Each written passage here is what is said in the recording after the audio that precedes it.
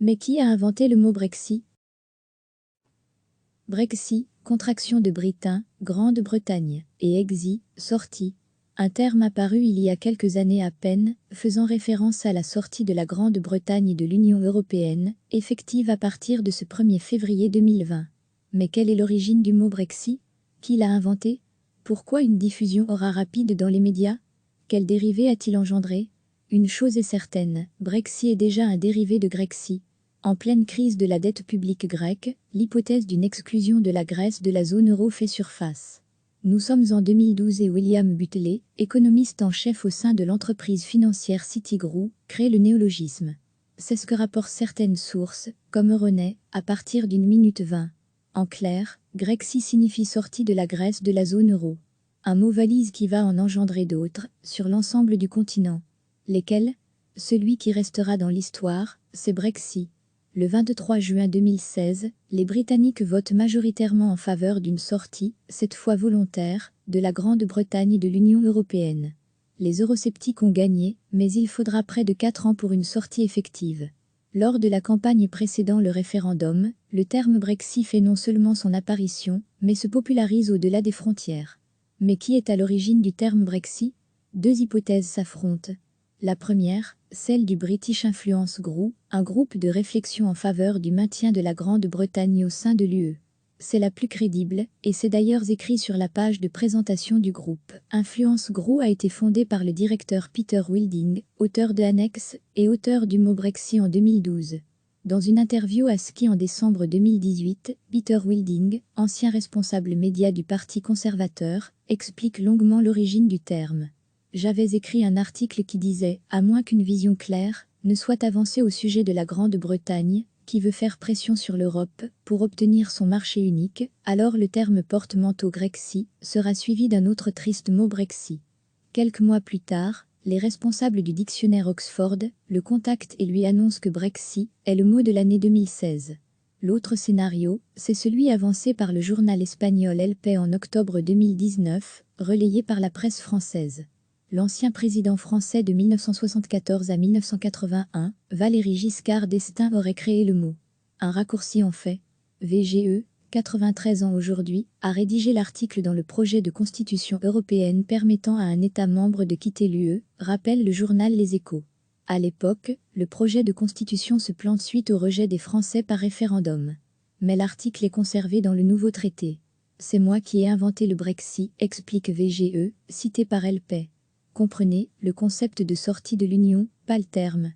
À ce moment, quand, avec d'autres personnes, je rédige cet article, je me dis qu'il s'agit d'une démarche pro-européenne. L'idée était de répondre à l'argument selon lequel l'Europe était une prison d'où on ne pouvait pas sortir. Et cela se serait passé ainsi, si les gouvernements britanniques avaient joué le jeu, raconte l'ancien occupant de l'Élysée. Lorsque les Britanniques décident de prendre leur destin en main, cela donne des idées dans d'autres pays.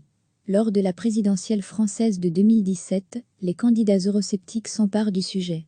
L'extrême droite et Marine Le Pen appellent à l'organisation d'un référendum interne sur la sortie de l'UE en cas de victoire au deuxième tour. Le terme Frexit est lancé. Ailleurs, sur le continent, le concept fait tache d'huile. Aux Pays-Bas, le leader populiste Geert Wilders exige l'organisation d'une consultation populaire en vue d'un exit, déjà en 2014. En Autriche, on parle de Xi lors de la campagne pour la présidentielle de mai 2016. En Suède, c'est le Swexit que propose l'extrême droite. En Finlande, c'est le Fixit. Pour l'Allemagne, poids lourd de l'Union, on parle de Jerxit. En Italie, l'Italexit mais, qui comme Jerxit n'aura pas le même retentissement que les prédécesseurs. Chez nous, on parlera de Flexit ou Flandrexit pour évoquer le désir de la Flandre de devenir indépendante, pas nécessairement de quitter l'Union. Pareil quand on parle de Catalexit au sujet de la Catalogne et de l'Espagne. Retour en Grande-Bretagne, avec l'Écosse, majoritairement europhile, est embarqué dans ce Brexit, sans véritablement le vouloir. Des voix plaident dès lors pour l'indépendance de l'Écosse, un Scotexit, qui pourra alors demander son adhésion à l'Union. La popularité internationale du terme Brexit, on la doit clairement à Theresa May, première ministre britannique.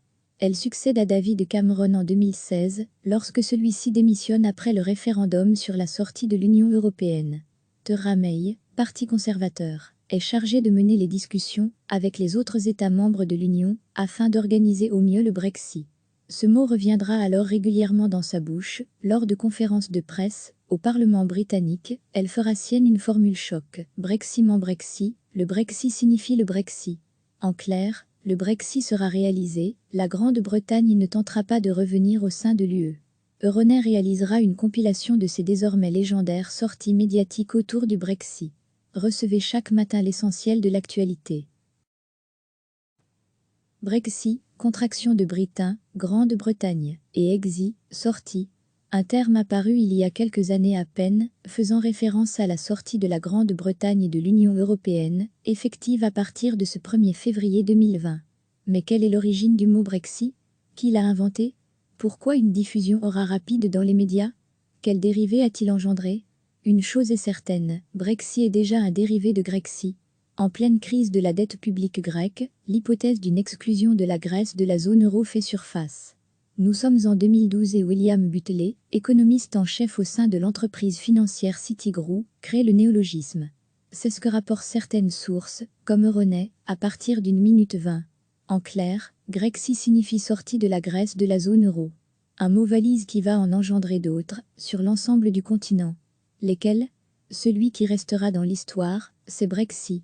Le 23 juin 2016, les Britanniques votent majoritairement en faveur d'une sortie, cette fois volontaire, de la Grande-Bretagne de l'Union européenne.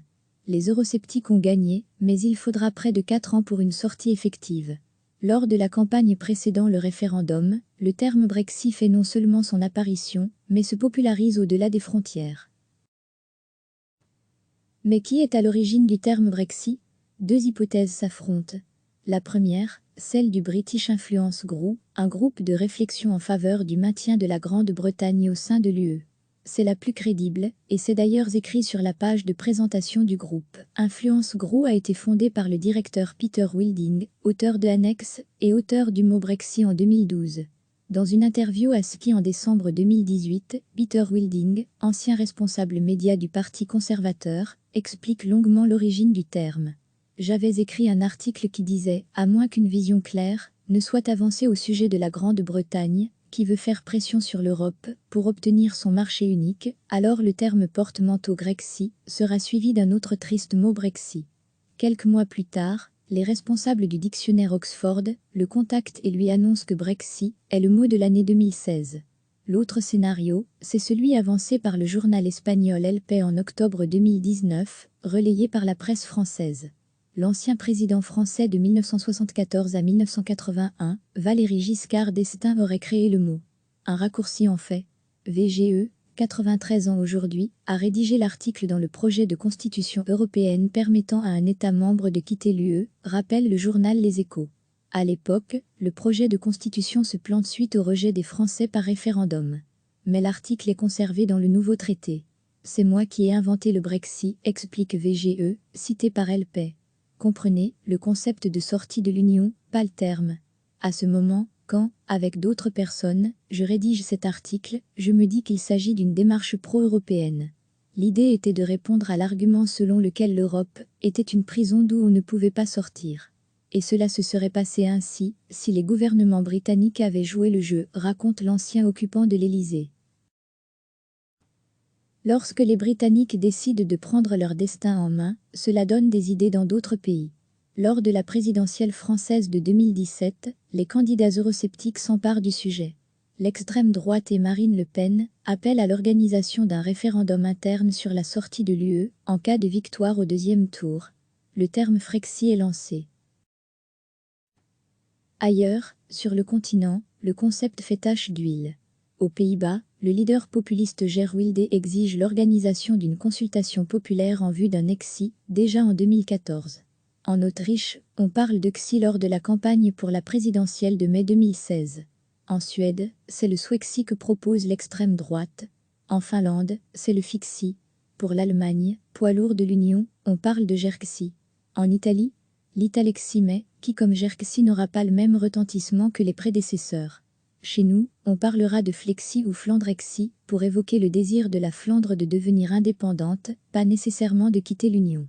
Pareil quand on parle de Catalexit au sujet de la Catalogne et de l'Espagne. retour en Grande-Bretagne, avec l'Écosse, majoritairement europhile, est embarquée dans ce Brexit, sans véritablement le vouloir. Des voix plaident dès lors pour l'indépendance de l'Écosse, un Scotexit, qui pourra alors demander son adhésion à l'Union. La popularité internationale du terme Brexit, on la doit clairement à Theresa May, première ministre britannique. Elle succède à David Cameron en 2016, lorsque celui-ci démissionne après le référendum sur la sortie de l'Union européenne. Theresa May, parti conservateur, est chargée de mener les discussions avec les autres États membres de l'Union afin d'organiser au mieux le Brexit. Ce mot reviendra alors régulièrement dans sa bouche, lors de conférences de presse, au Parlement britannique. Elle fera sienne une formule choc. Brexit mon Brexit, le Brexit signifie le Brexit. En clair, le Brexit sera réalisé, la Grande-Bretagne ne tentera pas de revenir au sein de l'UE. Euronet réalisera une compilation de ces désormais légendaires sorties médiatiques autour du Brexit. Cliquez sur s'abonner pour recevoir les dernières nouvelles.